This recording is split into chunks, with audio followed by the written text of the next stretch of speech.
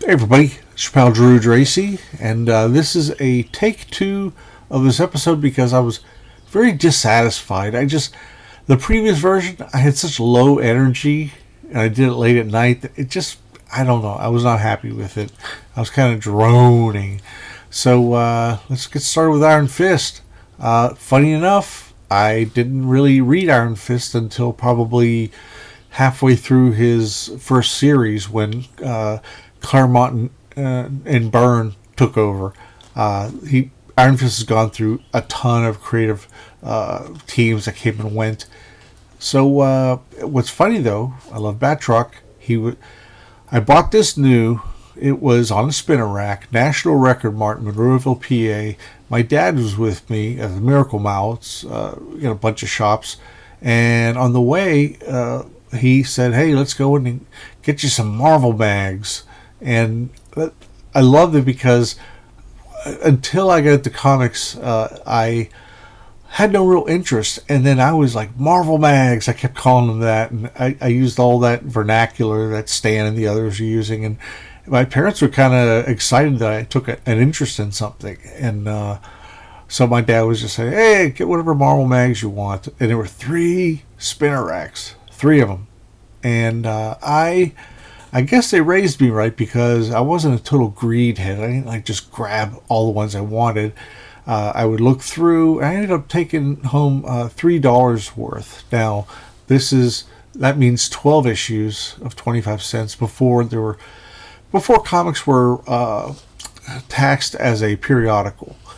And I remember looking through this, and I really wasn't wild about it. I'd seen this guy fight Captain America in Marvel Double Feature, which reprinted old Tales of Suspense issues with Cap and Iron Man, and I liked him, but I didn't know anything about him, and martial arts at the time put me off. Martial arts was all encompassing. It was everywhere. It was ubiquitous throughout the whole U.S., and I just saw it all the time, and it put me off. I was just kind of like, it's kind of like when disco got oversaturated, and then the angsty, alternative music of the '90s, they wore out their welcome too. So I just really, I looked at it, I'm like, I didn't know anything. He was a super different artist and writer within just a few issues. Isabella and Arvell Jones, who's really new, and it kind of shows here because he would really do some great stuff. But this is very safe and small panels. You can get away with a lot. It's kind of a cheat, but it depends. If it tells a story, okay, that's fine. But I'm looking at this, I'm like, I don't care about this. Is this more martial arts mumbo jumbo? I was thinking. So, and then this pages like this. When you open a spread, you read a comic book. That's just not exciting. And 1, 2, 3, 4, 5, 6, 7, 8, 9, 10, 11, which is ridiculous. That should have been one panel. That should have just been, I don't know. It's weird. And the thing is, Arvell Jones really grew as an artist. He did issue a supervillain team up that I loved. And he also did, what else did he do? Some other stuff. Oh, he did an issue of Avengers where Wonder Man was in Pittsburgh, PA. So, and the printing and coloring here is real off-putting. It looks amateurish.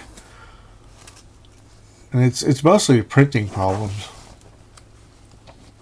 Because I can see what the colors are trying to do. There are limitations back there, but you can still do a lot of stuff. This also, I looked at it, I'm like, so what? Because Kirby did the 9-panel grid of Cap and Batroc fighting, Tales of Suspense, and Stan wisely said at the bottom, Kirby has done such a fantastic page, we don't have any words to fill in, so we just let him cut loose. So this is a different version of it, but it's not nearly as interesting. However, Isabella does a real nice job of explaining some of them. He did his homework on the martial arts. He says like a leaping deer block, blow the hammer, flying roundhouse, which is, that's just a basic thing. Boulder block, swing throw. And I really appreciate that he did that. It's just that it's weird. Ooh, Kingpin. Let me get my scissors. Ooh, no, I can't do that again. Never finished high school. Remember, this was on the back of every comic book for years. So when you read a comic book in public, instant shame. Lots of ads too. Lots of ads. Well, and again, this is okay, I guess. It's just I can't get hyped up for that. It's just there. A little Kirby swipe or a Kirby attempt. And this is back in the 70s when Marvel DC were flooding the market, and they grabbed everybody with a pulse to do the work. And like I said, Arvell really grew really fast after this. This is one of his first jobs, but I bought this later on when I started collecting Iron Fist, when Byrne and Claremont came along. So enough of that. Hero Alliance. Pencils and inks by a young Pat Broderick. It's Innovation Comics, which only lasted a brief period of time. They actually boasted that they had Anne Rice, who did I can't think of that movie with the Interview with the Vampire, and they actually had the rights to make comics based on it. And the Innovation's big deal was that they came up with all these wild ideas. What's going to make them innovative? And they said, well, not a single cover, not a wraparound, but 2/3 of the page, a nice square. Like, that's absurd. But Olaf does a good job on it, and beautiful job inside. I had the fortune of inking him for a few years. We did 52, the weekly DC series, and tremendous fun. And then we did some JSA classifieds and something else, and then we did World War III, and also a couple issues of Captain Marvel, the Carol Danvers version, and he inks himself now, and that's fine. But I really loved working with him because his stuff was so, I don't know, I can't quite describe it. When you're an inker, you hit up with the right penciler, you dig it. This I love because years later, when DC decided that Superman was going to be the messiah of the DC universe, there would be a lot of panels where he would go down like that on the poor, mortals beneath him. But that's really something that wasn't done on Superman, that kind of angle. And I really applaud that. Another good face. And here it's like yada yada yada, but he somehow makes it readable. I would swear that these three figures were done by Bolin or using Bolin swipes, because look how tight the little inks are. But I don't know if it reproduced well. Who knows? I'm sure somebody does. And some dynamic boardroom action. That could have been trimmed a bit. So there's not really much going on, but Pat, he changes things up. It's not static. I love that image. It puts me in the mind of Kid Miracle Man. So let's go to Micronauts, which is now reprinted in omnibus format. There's going to be 3 of them. The first one just came out, and it covers 1 through 29 plus the first annual. I'm so happy. I think what's going on, like they're doing that. They did ROM Space Knight. There are going to be 3 volumes of that, and then somehow Marvel and DC are doing their crossovers in a huge omnibus, and I suspect that it's to give Marvel especially, a huge boost in income or money coming in, because the comics are just kind of wishy-washy. There's a bunch of new ones, great art, but the stories they're not really continuity type stories. And I'm not saying you have to be slavish to every continuity, like Aunt May dating or getting married to Dr. Octopus. I mean, that's absurd, but that's something you give them a mulligan on that. And it's like, okay, we'll overlook that. That's kind of wacky. So Micronauts, issue 50 came and went. A previous creative team was art team was Gil Kane and Danny Bullinotti, which was a horrible combination because Bullinotti kind of ham-fisted the inks. So this new guy, Butch Geist, this upstart, comes in and makes the book look better than it has in years. And he's all in. He's inking himself. And Baron Karza came back in issue 50. But you can see that Butch had some... He has some Golden in his mind, some Michael Golden. And what's great here is for a while, Space Commander, who was leading the team, he's all bent out of sorts at Karza's back, that Baron Karza is back, that he is with the Enigma Force kind of meditating. He's got his head like way up his ass, and Marionette and there's Bug, they kind of said, well, fuck it, we'll go do something else. You know, we will take care of this problem while he's just, you know, navel gazing. They end up on this one planet where it's like I don't know, like the 20s or the 30s, where, you know, people had where the mob really kicked in. So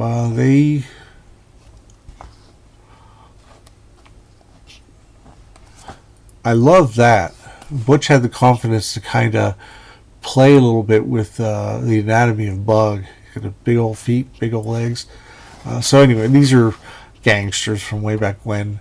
Kind of like the gangster world where the Thing was caught and used for an auction. Amazing stuff.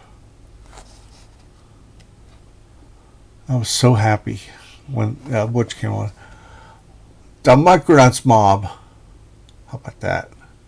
So when do we pull our first job? And this was 75 cents. At the time, comics were 60 cents. But they just switched the year prior to direct sales only. Only went to the comic shops, not on the newsstand. So you had to pay extra 15 cents, but no ads. And it was chock full of content. The main, you know, the story would be, you know, almost 30 pages. And this is who did this? I don't know who did this. Oh, Butch Geist did, yeah. Inked by Kelly Jones. Threw in a pin up there. There's the page. So, and the back covers are always cool too. So, really, really good. And now they're being reprinted. Yes, indeed. Finally. So, now for Jonah Hex. I ignored him as well because he wasn't a superhero. It was like, oh, those cowboys. I had a very limited mindset when it came to reading books, but I finally got every issue of Jonah Hex, the weird Western tales that had his initial stories, like, I don't know, like 24 of them have been reprinted in a huge omnibus, but these issues have not been reprinted, the regular series yet. Excuse me. So I think it's a Ross Andrew cover. So issue 78, 60 cents, so we're getting like around 1980 or so. And here's the thing that's really cool. Dick Ayers, you know, he did a great job inking Kirby. He co-created and drew the original Ghost Rider, who was a cowboy, who later became Knight Rider, and then the Phantom Rider, and then the Rider. I don't know. But Dick Ayers, he spent most of the 60s on Sergeant Fury, and he was inked by John Severin, who is a great finisher. He basically, it's almost like layouts that were finished by Severin. And when he wasn't with a powerful inker, Ayers' stuff was really weak. I mean, I recommend, there was an episode I covered, It the Living Colossus, in my Spinner Rack episode, and it's just dreadful, and it's a shame. But however, DC was very smart to have him do the basics and let Tony DiZuniga, who I just love, do the finishes. And he really put across that gritty look and made things visually interesting. And I love that kind of stuff. Man, I'd love to ink somebody like that. I could just plow over the pencils. I'm just kidding. or at least just get breakdowns. And, you know, it feels like the West. It feels dirty. It feels gritty. You got, you know, dirt in your mouth, try to spit out. So much going on. So, yeah, I got all these. Good stuff. Love it, love, love it. Now, Web of Spider-Man with Spider-Hulk. Here's a little little secret about this book. Come on, man. Zoom in. Come on, fall in. You know the drill. I can wait all day. It'll happen. Okay. Well, anyway, Spider-Hulk shows up. Web of Spider-Man. If you like old school Marvel, if you like Bronze Age Marvel, you're going to love getting these issues. The first 2 years of Spider-Man, Web of Spider-Man, sucked. Because for some reason, Jim Owsley at the time wanted Spider-Man to not fight supervillains. He wanted him to fight like ground level characters and wear the black costume and make it as visually boring as possible. He took what is supposed to be an unlimited budget for special effects and cool shit in a comic and trimmed it down to a TV show, like a mid-tier TV show. And for years it was like that. And then finally Jerry Conway and Sal Buscema came along and did Peter Parker's Spectacular Spider-Man, and they did it for like 100 issues, at least Sal did. And Web of Spider-Man, which also, they both started off as, you know, crime comics. They finally embraced Spider-Man again as a superhero. Now this is one of those things, it's fun, but you also kind of forget it because it is absurd. I mean, it would be referred to constantly, but it was fun. It was fun. It's worth more than the other ones. Not a lot of money, but, you know, I'm not the only one who loved this daffy idea. And Gary Conway was writing both books, but this time he's plotting, and David Michelinie, who was writing the ongoing Amazing Spider-Man with Todd McFarlane art, took over. Alex Saviuk pencils, Keith Williams inks, and Alex Saviuk has been around since the late 70s, and what I liked was he adapted his style to an extent, not just quite here, but when it came to Spider-Man, I'll explain how he becomes a Hulk later at the end of the book. Spider Smash. I love it. I love it. I love it. I love it. He changes back to puny Parker. Doesn't know what's going on. Like that kind of stuff, Alex Saviuk may not have done before, but everyone was looking at McFarlane, and they were like the eyes got wider, and Sal did it, and George Perez did it, so it was a real treat. Uh-oh, he's hulking out again. Very McFarlane, and it works. Like I said, Saviuk, he was smart. He adapted. He's like, hey, you know, I gotta make my book look close to as good as McFarlane to the best of my ability. Turns back into the Hulk. Puny man, you took machine. No. It was a couple of kids. It went down that way. Spider thank.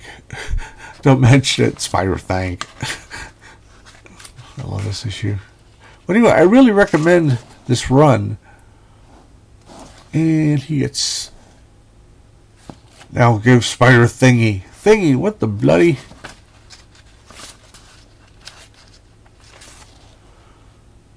And he gets zapped by Dick Gizmo and turns back into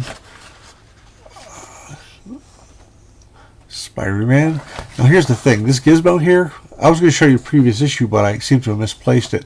The previous issue, what turned him into the Hulk was that this gadget, if it looks familiar at all, Fantastic Four 51, this man, this monster, this bald guy came along and stole...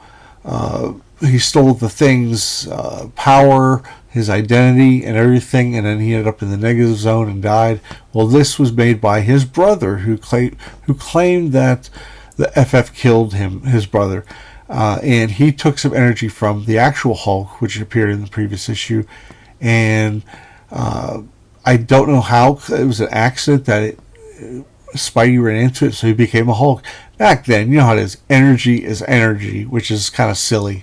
I mean, you know, everything's compatible energy, which is just weird. It's like electricity versus, I don't know, some other stuff. You know, some other dimension power. So he gets changed back.